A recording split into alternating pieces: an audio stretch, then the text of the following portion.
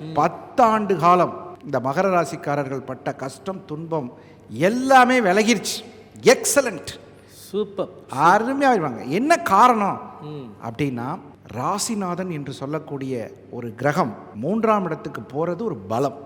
3ஆம் இடத்து சனி மாபெரும் வெற்றிகளை தரும். சரி, அது ஒரு பக்கம் இருக்கட்டும். இது எல்லாத்தையும் விட 12ஆம் இடத்தை குரு பார்க்கின்றார்.